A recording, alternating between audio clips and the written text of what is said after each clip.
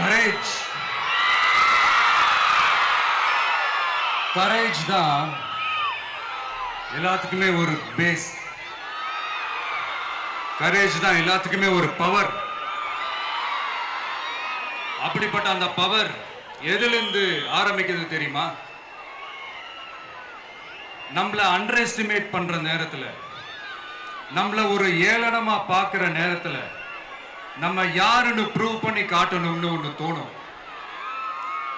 நம்ம யாருன்னு காட்டணும்னு ஒரு உத்வேகம் ஒண்ணு வரும். அப்படி ப்ரூவ் பண்ற அந்த பாயிண்ட் எதுல இருந்து ஸ்டார்ட் ஆகுது தெரியுமா? எந்த விஷயத்துல நம்மள கிண்டலும் கேலியுமா பேசுறாங்களோ அதே விஷயத்தை வச்சு நம்ம அது ஒரு பாசிட்டிவா மாத்துறதுன்னு ஒண்ணு இருக்குல்ல, அதே விஷயத்தை வச்சு நம்ம அது ஒரு ஃபயரா மாத்துறதுன்னு ஒன்று இருக்குல்ல, அங்கிருந்து தான் அந்த பவரே ஸ்டார்ட் ஆகும். அப்படிப்பட்ட அந்த உண்மையான அந்த பவரை சொல்ற அந்த பாயிண்ட்ல இருந்து ஆரம்பிக்கலாமா? ஏ விஜய், வீட்டை விட்டு வெளியே வா. ஏ விஜய், பணியூர் விட்டு வெளியே வா அப்படின்னு சொல்றவங்களுக்கு என் வீடு எதுன்னு தெரியுமா? முதல்ல என் வீடு எங்க இருக்குனாவது தெரியுமா? என சீண்டி பார்க்கறதா நினைச்சு கிண்டலும் கேலியுமா பேசுறவங்களுக்கு நான் சொல்றேன், இந்த தமிழ்நாடு தமிழ்நாடுன்னு சொல்றாங்களே, அது மத்தவங்களுக்கு வேணா ஸ்டேட்டா இருக்கலாம். ஆனா என்ன பொறுத்த வரைக்கும் என் தாய் நாடான தமிழ்நாடு தான் என் வீடு.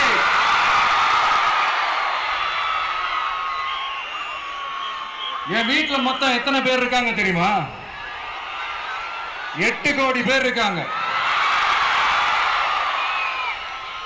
ஒட்டுமொத்த தமிழ்நாட்டு மக்களும் என் வீட்டு மக்கள், என் குடும்பம், என் உறவு, என் சொந்தம். எனக்கு எல்லாமும் கொடுத்த இந்த 8 கோடி சொந்தங்களுக்கு இனிமே எல்லாமுமா கூட நிக்க போறது இந்த விஜய் மட்டும்தான். தமிழ்நாட்டோட முதல் படை வீரனா, தமிழ்நாட்டோட முதல் பாதுகாவலனா அவங்க கூடவே நிக்கணும்ன்றதுதான் என்னுடைய குறிக்கோள். இன்னைக்கு இந்த விஜய், உங்க விஜய் உங்ககிட்ட ஓட்டு கேட்டு மட்டுமே வரல, உங்ககிட்ட நீதி கேட்டும் வந்திருக்கிற. ஆக்சுவலா உங்களுக்காக நீதி கேட்கறதுக்காக தான் நான் அரசியலுக்கே வந்தேன். ஆனா இன்னைக்கு நான் உங்ககிட்ட நீதி கேட்கறதுக்காக வந்திருக்கிறேன். இந்த விஜய் என்னங்க தப்பு பண்ணா? தன்னை நேசிச்ச தன்னுடைய மக்களுக்காக அரசியலுக்கு வந்தா அது ஒரு தப்பா?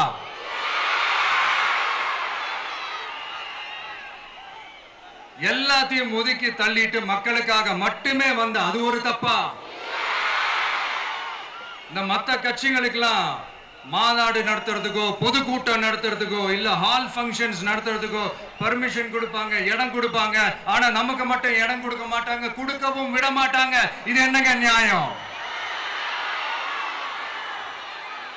நான் போய் மக்களை சந்திக்கிறதுக்கோ இல்ல மக்கள் வந்து என்ன சந்திக்கிறதுக்கோ ஒரு உரிய இடமோ இல்ல உரிய பாதுகாப்போ மத்த கட்சிகளுக்கு எல்லாம் கொடுப்பாங்க. ஆனா எனக்கு கொடுக்க மாட்டாங்க, கொடுக்கவும் விட மாட்டாங்க. இது என்னங்க நியாயம்? இந்த SOPs சொல்லுவாங்க, அதனுடைய ஃபுல் ஃபார்ம் வந்து ஸ்டாண்டர்ட் ஆபரேட்டிங் ப்ரொசீஜர். ஆனா எனக்கு மட்டும் அது ஸ்டாலின் சார் ஆபரேட்டிங் ப்ரொசீஜர். இது என்னங்க நியாயம்? இந்த விஜய் உண்மையானவன்றது உங்க எல்லாருக்குமே தெரியும். நமக்கு எதிராக சதி செய்யறது யாரு, நமக்கு எதிராக சூழ்ச்சி செய்யறது யாரு, நமக்கு எதிராக பழி போடுறது யாரு, யாரெல்லாம் ஒன்னா சேர்ந்து இதெல்லாம் செய்யறாங்கன்றது உங்க எல்லாருக்குமே நல்லா தெரியும். அதனால என்னோட சொந்தங்களாகிய உங்ககிட்ட வந்து நான் நீதி கேட்காம வேற யாருக்கிட்ட தான் போய் கேட்பேன்?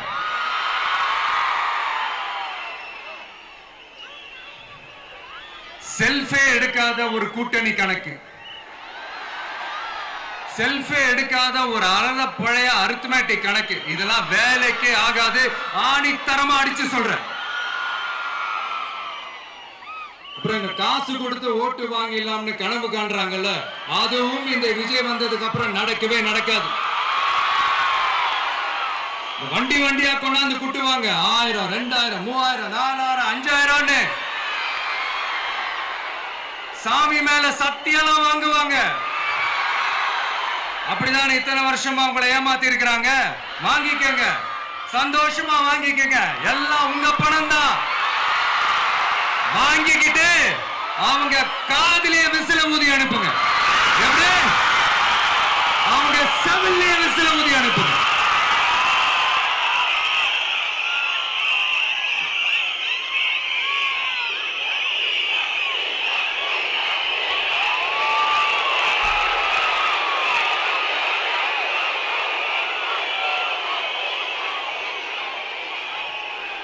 அடுத்து நம்மளுடைய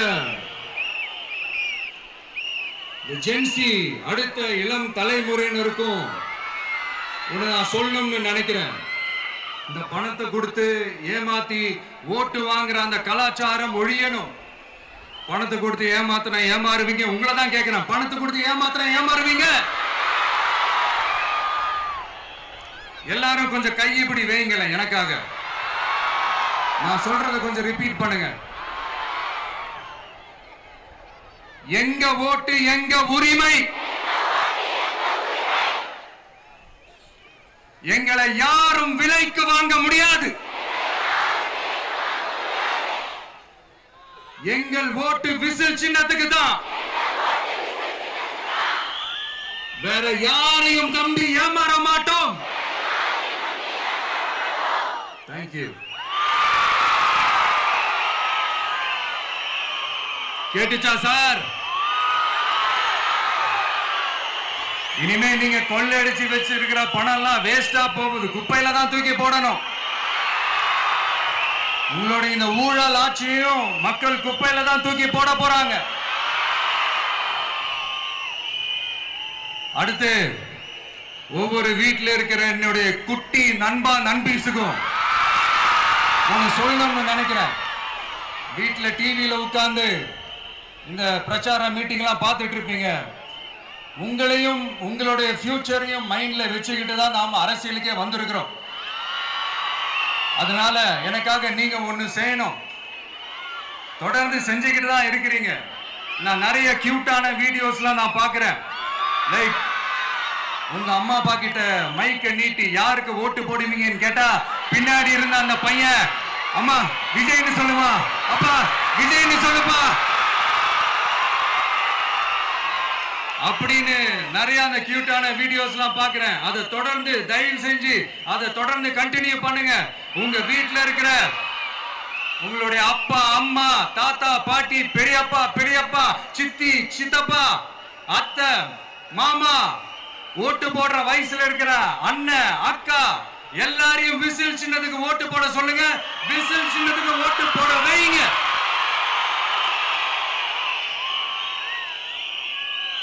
இந்த தேர்தல் நெருங்கிற இந்த நேரத்தில் பொலிட்டிக்கலா ஸ்பீக்கிங் டு த பாயிண்ட் ஒரே ஒரு விஷயம் நான் சொல்லணும்.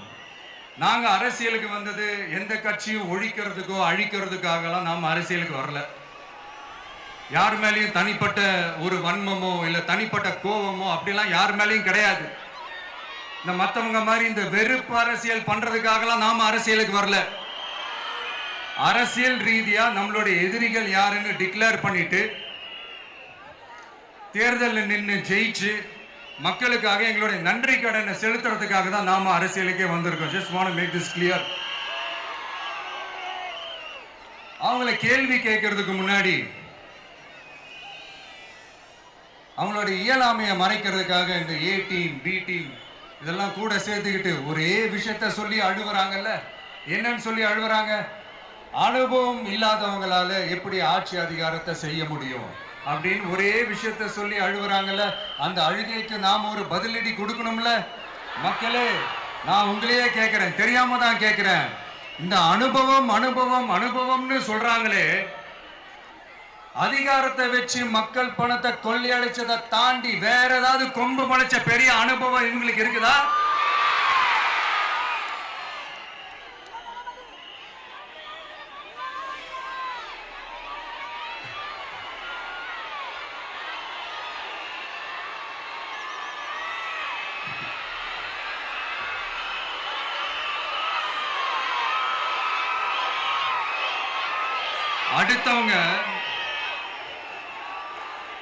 அடுத்தவங்க ஆரம்பிச்ச அரசியல் கட்சியில, அடுத்தவங்களுடைய அட்ரஸ்ல அரசியல்வாதிகளா இருந்துட்டு இருக்கிற இவங்க எல்லாருக்கும் ஒரு சவால்.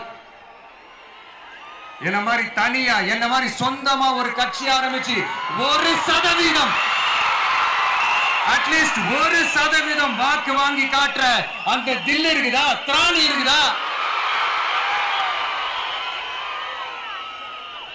30 வருஷமா மக்கள் இயக்கமா இருந்து இன்னைக்கு மிகப்பெரிய ஒரு அரசியல் கட்சியா வளர்ந்து இந்த கூட்டணி கட்சிகள் மட்டுமே நம்பி இருக்கிற 75 வருஷ கட்சி, 50 வருஷ கட்சின்னு இன்னைக்கு ஆட்சி அதிகாரத்தில் இருந்துட்டு இருக்கிற இவங்க எல்லாரையும் மீறி இன்னைக்கு களத்துல தனியா நின்னு இந்த 2 வருஷத்துல முதன்மை சக்தியா வளர்ந்து 30% தாண்டி இன்னைக்கு மக்கள் ஆதரவை பெற்றிருக்கிற நமக்கு அனுபவம் இல்லையா?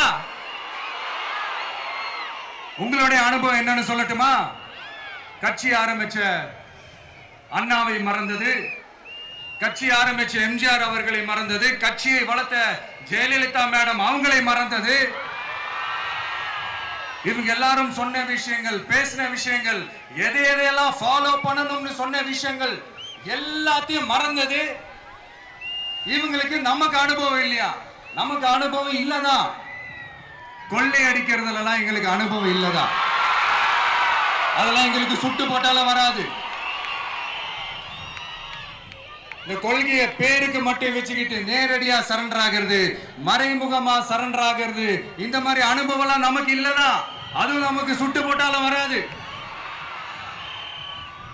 மக்களை நேசிக்கிற நல்ல குணம் இருந்தா போதும்யா, நல்ல சூப்பரான ஒரு நல்லாட்சி கொடுக்கலாம். நல்லாட்சி கொடுக்கிறதுக்கு மெத்த படிச்ச மேதாவிகளா இருக்கணும்லாம் ஒன்னும் அவசியம் இல்ல. காமராஜர் அவர்கள் மாதிரியோ, எம்ஜிஆர் அவர்கள் மாதிரியோ மக்கள் சக்தியின் துணையால, மக்கள் மேல அக்கறையா இருக்கக்கூடிய நல்ல அதிகாரிகளின் துணையால சூப்பரான ஒரு நல்லாட்சி என்னால கொடுக்க முடியும், செஞ்சு காட்டுறேன்.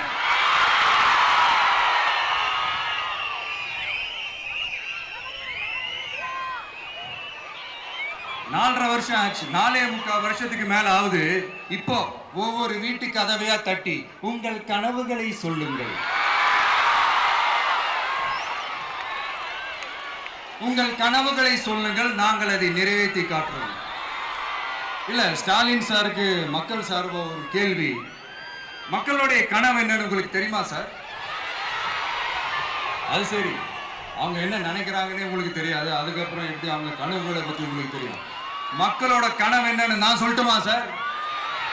2019, 2021, 2024 இந்த 3 தேர்தலையும் மக்கள் உங்களுக்கு வாக்களிச்சதுக்கு காரணம் நீங்க மக்களுக்கு ஏதாவது நல்லது செய்வீங்கன்னு நம்பிதான். ஆனா நீங்க மக்களுக்கு கொடுத்த பரிசு மக்களுக்கு பாதுகாப்பே இல்லாத மக்கள் விரோத ஆட்சி. அந்த மக்கள் விரோத ஆட்சியை அகற்றிட்டு அந்த இடத்தில் தமிழக வெற்றி கழகத்தை ஆட்சி பீடத்தில் அமைக்கணும் அப்படின்றதுதான் மக்களுடைய ஒரே கனவு. இந்த மக்கள் விரோத திமுக அரசை நிலைக்க கூடாது அப்படின்றதுதான் மக்களுடைய ஒரே கனவு. 100% தூய சக்தி டிவிக்கு ஆட்சி அமைக்கும். அதுல உங்களுடைய கனவுகள், உங்களுடைய ட்ரீம்ஸ் எல்லாமே ஃபுல்ஃபில் ஆகும், நிஜமாகும்.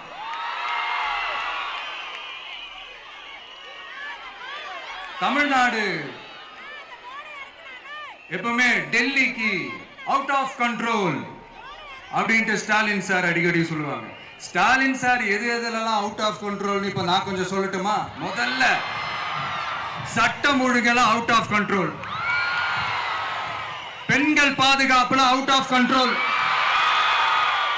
இளைஞர்கள் வேலை வாய்ப்புல அவுட் ஆஃப் கண்ட்ரோல், மொத்தத்தில் அவரோட ஆட்சியே ஒரு அவுட் ஆஃப் கண்ட்ரோல். இந்த வருஷம் பிகினிங்ல சட்டசபையில பேசும்போது சொல்றாங்க, மக்கள் எல்லாரும் ரொம்ப மகிழ்ச்சியா இருக்கிறாங்க, அதனால நானும் ரொம்ப மகிழ்ச்சியா இருக்கிறேன் அப்படின்னு. மக்கள் சந்தோஷமா இருக்கிறத பார்க்கறது கூட ஒரு சந்தோஷம் தான் சார், அது யாரும் இல்லைன்னு சொல்லல. அப்படி உண்மையிலேயே மக்கள் உண்மையிலேயே சந்தோஷமா இருக்கிறாங்க அப்படின்னா ஏன் சார் விவசாயிகள் போராட்டம் நடக்குது? ஏன் சார் மீனவர்கள் போராட்டம் நடக்குது? ஏன் தொழிலாளர்கள் போராட்டம் நடக்குது? தூய்மை பணியாளர்கள் போராட்டம் ஏன் நடக்குது? அங்கன்வாடி ஊழியர்கள் போராட்டம், செவிலியர்கள் போராட்டம், மருத்துவர்கள் போராட்டம், மாற்றுத்திறனாளிகள் போராட்டம், அரசு ஊழியர்கள் போராட்டம், ஆசிரியர்கள் போராட்டம், இடைநிலை ஆசிரியர்கள் போராட்டம், பகுதி நேர ஆசிரியர்கள் போராட்டம். இதெல்லாம் உங்க ஆட்சியில மக்கள் மகிழ்ச்சியா இருக்காங்கன்றதுக்காக நடக்கிற போராட்டமா சார்? எனக்கு தெரிஞ்சு மக்கள் சந்தோஷமா இருக்கிறாங்கன்னா பொங்கல் வச்சு கொண்டாடுவாங்கன்னு கேள்விப்பட்டிருக்கிறேன். உங்க ஆட்சியில தான் போராட்டம் நடத்தி அவங்களுடைய மகிழ்ச்சியை வெளிப்படுத்துறாங்கன்னு நினைக்கிறேன். இன்னும் தீரவே தீராத பிரச்சனைகள்னா இருக்கிற இடம் பிரச்சனை, பார்க்கிற வேலை பிரச்சனை, பண்ற தொழில் பிரச்சனை, விலைவாசி பிரச்சனை, தண்ணி பிரச்சனை, பஸ் வசதி இல்லைன்ற பிரச்சனை, ரோடு சரி இல்லைன்ற பிரச்சனை, ஆஸ்பத்திரி சரியா இல்லைன்ற பிரச்சனை. இப்படி எல்லாம் ஒரு அடிப்படை விஷயங்களே பிரச்சனையா இருந்தா அப்போ ஆளுங்கட்சின்னு ஒண்ணு எதுக்குதான் இருக்கிறாங்க அப்படின்னு தானே மனசுல தோணும் மக்களுக்கு. ஆட்சிக்கு வர்றதுக்கு முன்னாடி தான் பொய்யா அடிச்சு விட்டீங்க. இப்ப ஆட்சியை விட்டு போகும்போது கூட பொய்யா பேசுறீங்களே சார், என்ன சார் இது? மாத்தி மாத்தி பேசுறதுல நீங்க வேற லெவல் தான் சார். ஆட்சிக்கு வந்த அடுத்த வருஷமே 2022ல 70% வாக்குறுதிகளை நிறைவேற்றிட்டோம்னு சொன்னாங்க. அப்புறம் போன வருஷம் 90% வாக்குறுதிகளை நிறைவேற்றிட்டோம்னு சொன்னாங்க. அப்புறம் இந்த வருஷம் 505 வாக்குறுதிகளை 404 வாக்குறுதிகளை நிறைவேற்றிட்டோம். கிட்டத்தட்ட ஒரு 80% வாக்குறுதிகளை நிறைவேற்றிட்டோம்னு சொன்னாங்க. முதல்ல 70, அப்புறம் 90, அப்புறம் 80. இன்னும் தேர்தல் நெருங்க அது 60, 50, 40, 30, 20ல போய் நிற்கும்னு நினைக்கிறேன். அதையும் அவரே அறிவிப்பாரா என்னமோ எனக்கு தெரியல. முதல்வர் ஸ்டைல்லையே சொல்லணும்னா, பொய்யிலேயே பிறந்து பொய்யிலேயே வளர்ந்த புலவர் பெருமானே, கொஞ்சம் அத திருத்தி சொல்றேன், புலுகர் பெருமானே. அது இன்னும் பொருத்தமா இருக்கும். அவருடைய அண்ட புழுகு, ஆகாச புழுகு என்ன தெரியுமா? பெண்களுக்கு பாதுகாப்பு தமிழ்நாட்டில் எங்க போனாலும் கொட்டி கிடக்குதான். அப்படி அது உண்மைனா அண்ணா யூனிவர்சிட்டி அந்த பொண்ணுக்கு ஏன் சார் அப்படி ஒரு கொடுமை நடந்துச்சு? கோவை கல்லூரி பெண்ணுக்கு ஏன் சார் அப்படி ஒரு கொடுமை நடந்துச்சு? பெண் குழந்தைகள் பாதிக்கப்படுறதா கிட்டத்தட்ட 1000க்கும் மேலான போக்சோ கேசுகள் ஏன் சார் பதிவானுச்சு? போதைப் பொருள் கலாச்சாரம் கண்ட்ரோலே இல்லாம அது பாட்டுக்கு தாறுமாற எங்கேயோ போய்கிட்டு இருக்கு. வயலன்ஸ்லாம் தலைவிரிச்சு ஆடுது. அதுக்கு ஒரு ரீசெண்ட் எக்ஸாம்பிள் அந்த ரயில்வே ஸ்டேஷன்ல அந்த சிறுவர்கள் எல்லாரும் சேர்ந்து செஞ்ச அந்த சம்பவம். சட்டம் ஒழுங்கு சரியா இருந்தா ஏன் சார் இப்படி எல்லாம் நடக்குது? சட்டம் ஒழுங்கு சரியா இருக்கணும்னா முதல்ல தமிழ்நாட்டுக்கு ஒரு டிஜிபி வேணும் சார். எங்க சார் போனார் அவரு? எங்க அவரு? சும்மா இந்த ஆக்டிங் ஆபீசரை வச்சுக்கிட்டு அரசாங்கத்தை நடத்துனீங்கன்னா இப்படிதான் சட்டம் ஒழுங்கு சந்தி சிரிக்கும். முதல்ல தமிழ்நாட்டுக்கு ஒரு டிஜிபியை போடுங்க சார். அதுக்கப்புறமாச்சும் சட்டம் ஒழுங்கு சரியாகுதான்னு பார்ப்போம். சரிப்பா, கேள்வியா கேட்கிறிய, நீ வந்தா என்ன செய்வ அதானே கேட்கறீங்க. கரெக்ட், கேட்கணும். மக்களோட அடிப்படை தேவைகளை தீர்க்கிறது தான் நம்மளுடைய ஃபர்ஸ்ட் வேலையே. அதை தீர்க்கிறதுக்கான அந்த தேடி போறது, அதோட சொல்யூஷனை தேடி போறது தான் நம்மளுடைய ஃபர்ஸ்ட் அஜெண்டாவே. கொஞ்சம் வெயிட் பண்ணுங்க, தேர்தல் அறிக்கை ரெடி ஆயிட்டு இருக்கு. தெளிவான ஒரு தேர்தல் அறிக்கையாவது வரும். என்ன நம்புற உங்களை நான் டிசப்பாயிண்ட் பண்ணவே மாட்டேன்.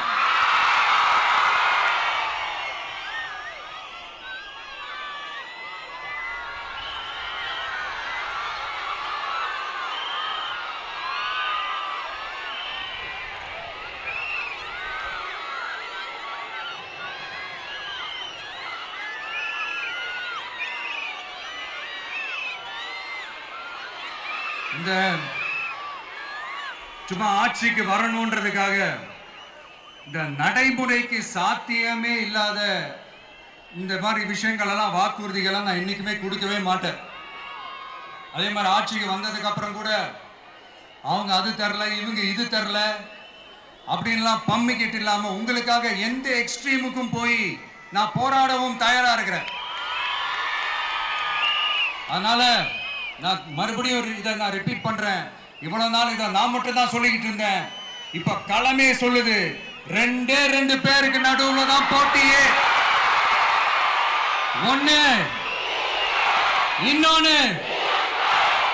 ஒண்ணு தூய சக்தி டிவிக்கு, இன்னொன்னு தீய சக்தி டிஎம்கே.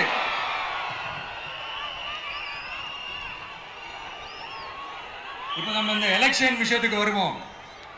விஜய் என்னப்பா இவரை மட்டும் தான் எதிர்க்கிறாரு, இவங்களை எதிர்க்க மாட்டேன்றாரு, அவங்கள பத்தி எதுவுமே சொல்ல மாட்டேங்கிறாரு. இல்ல நான் கேட்கிறேன், இது யாருக்கான எலெக்ஷன்? தமிழ்நாடு சட்டசபைக்கான ஒரு தேர்தல். இப்ப இங்க யார் ஆட்சியில் இருக்கிறா? யாரு பொய்யா வாக்குறுதிகளை கொடுத்து மக்களை ஏமாத்துறது? யாரு மக்கள் விரோத ஆட்சியை நடத்துறது? அப்ப இங்க யாரை அகற்றணும்? இந்த மக்கள் விரோத திமுக அரசை அகற்றணும்னா நம்ம யாரை எதிர்க்கணும்? எதுக்கு தேவையில்லாம பல முறை மக்கள் ஆல்ரெடி டிலீட் பண்ணவங்களை எதுக்கு? நம்மளுடைய கான்சென்ட்ரேஷன், நம்மளுடைய டார்கெட் திமுகன்றப்போ டார்க்னஸ் குள்ள எதுக்கு கல்லெறியணும்? இங்க மக்களை விரும்புற விஜய் வேணுமா, இல்ல மக்கள் விரோத ஆட்சி நடத்துற ஸ்டாலின் சார் வேணுமா? அவ்வளவுதான் இந்த தேர்தலே. இதுக்கு நடுவுல வேற யாருமே கிடையாது. புரியுதுங்களா உங்களுக்கு? என் நெஞ்சில் குடியிருக்கும் சேலம் மக்களே,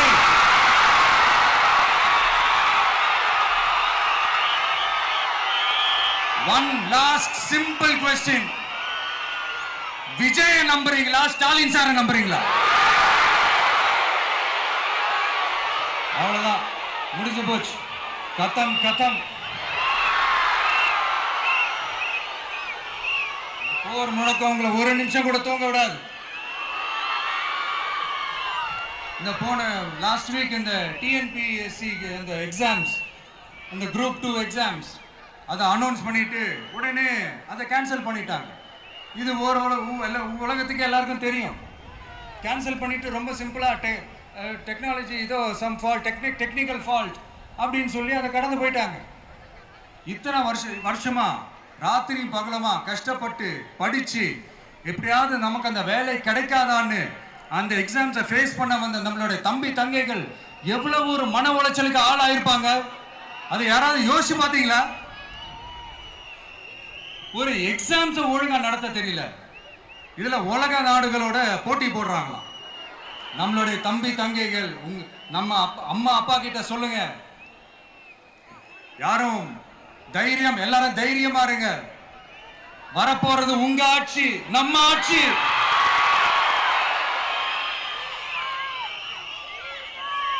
அதனால இந்த மாதிரிலாம் எதுவும் நடக்காம சமூக நீதிக்கான ஒரு நல்ல ஆட்சியை அமைப்போம். இளைஞர்களின் வேலை வாய்ப்புகளை மனசுல வச்சுக்கிட்டு டிரான்ஸ்பரண்டா அதுக்கான ஒரு தீர்வை காணுவோம். நான் விக்கிரவாண்டி மாநாட்டில் பேசும்போது ஒரு பொலிட்டிக்கல் பாம் ஒன்னு சொன்னேன், ஞாபகம் இருக்கா? ஆட்சியிலையும் பங்கு, அதிகாரத்திலையும் பங்குன்னு ஒன்னு சொன்னேன். இப்போ அந்த பொலிட்டிக்கல் பாம் எல்லா கூட்டணியிலையும் வெடிச்சுக்கிட்டு இருக்கு, தாறுமாற வெடிச்சுக்கிட்டு இருக்கு. ஸ்டாலின் சார்லாம் பதறாரு, ஆட்சி அதிகாரத்தில் பங்கெல்லாம் தமிழ்நாட்டில் ஒத்து வராது அப்படின்னு சொல்றாரு. அவங்கள பொறுத்த வரைக்கும் ஜெயிக்கிறதுக்காக மட்டும்தான் கூட்டணி, மற்ற எல்லாத்துக்குமே அவங்க தனி அணி, அவங்க மட்டுமே ஒரே அணி. வெல்வோம் ஒன்றாக, ஆனா வரும் வெல்த்தெல்லாம் பார்ப்போம் தனியாக. அந்த வெல்வோம் ஒன்றாக என்றது இதுதான் அந்த சீக்கிரட்டு. புரிய வேண்டியவங்களுக்கு நல்லா புரியும் நினைக்கிறேன். உங்களோட நான் இருக்கேன், நம்மளோட நம்ம மக்கள் இருக்காங்க. இதுக்கு மேல என்ன வேணும்? கான்பிடென்டா இருங்க, நல்லதே நடக்கும், வெற்றி நிச்சயம். மீண்டும் சந்திக்கும் வரை நன்றி, வணக்கம்.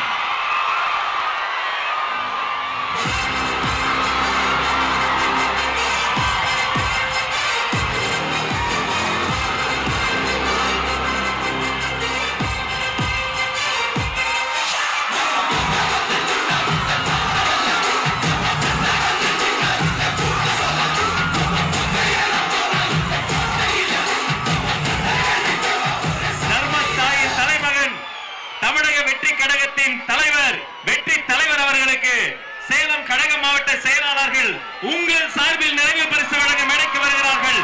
சேலத்து இளம் சிங்கம் தமிழன் பார்த்திபன்.